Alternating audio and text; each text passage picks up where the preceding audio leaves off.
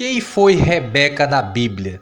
Rebeca é uma das mulheres mais conhecidas da Bíblia, sobretudo por seu casamento com Isaac. Rebeca foi filha de Betuel, sobrinho de Abraão, irmã de Labão, esposa de Isaac e mãe de Esaú e Jacó. Em Gênesis capítulo 24, encontramos o relato da escolha de Rebeca para ser esposa de Isaac, filho de Abraão. A Bíblia diz que Abraão enviou Eliezer, seu servo de confiança, à sua terra de origem, a fim de que buscasse uma esposa para seu filho Isaac. Eliezer orou a Deus e, ao chegar ao poço fora da cidade, pediu um sinal para que pudesse fazer a escolha certa, segundo a vontade de Deus. Rebeca, então, se aproximou e se ofereceu para retirar água para seus camelos, e foi esse o sinal dado a Eliezer. Rebeca era muito formosa, generosa e hospitaleira. Eliezer lhe deu caros presentes que havia levado consigo na viagem e foi conduzido à casa de Betuel. Ao chegar à casa e explicar sua incumbência, os responsáveis por Rebeca concordaram com o casamento, mas deixaram que Rebeca desse a palavra final, se aceitaria ou não. Caso aceitasse, Rebeca teria de sair do seu lar, partir para uma terra estranha e se casar com um homem que nunca havia conhecido.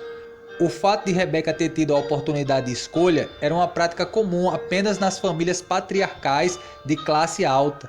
Por fim, Rebeca aceitou deixar seu lar e se tornou esposa de Isaac. O casal teve uma vida próspera na região perto de Beceba. Uma interpretação errada sobre o casamento de Isaac e Rebeca. Algumas pessoas procuram usar erroneamente o capítulo 24 de Gênesis, especialmente o versículo 67, para tentar defender a possibilidade de um casal morar junto sem se casar.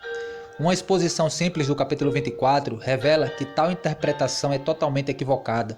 Basicamente, o servo que Abraão enviou era seu procurador na missão, e naquela época era comum casamentos arranjados. Na descrição do capítulo 24, o filho, Labão, é citado antes do pai Betuel. Essa sequência irregular parece indicar que Betuel talvez estivesse incapacitado.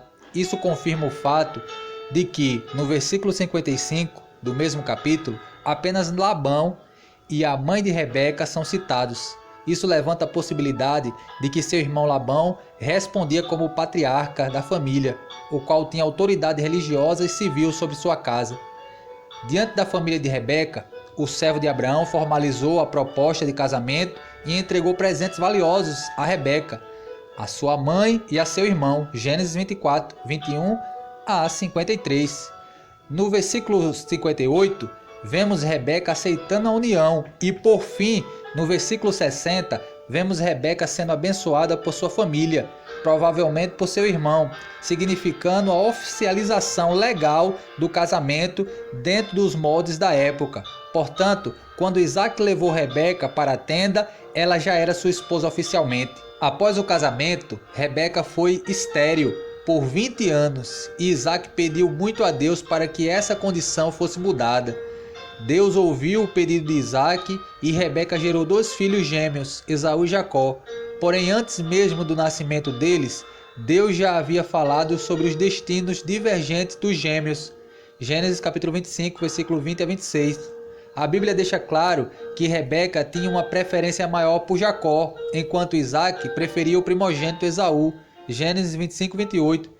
Esse favoritismo demonstrado pelos pais resultou na fragmentação da unidade familiar. Um fato curioso é que, semelhante à história de Abraão e Sara, Isaac também fez que Rebeca se passasse por sua irmã na corte de Abimeleque. Gênesis 26, versículo 1 a 16. No episódio que Jacó suplantou Esaú, conseguindo a bênção patriarcal, Rebeca foi quem planejou tal ação.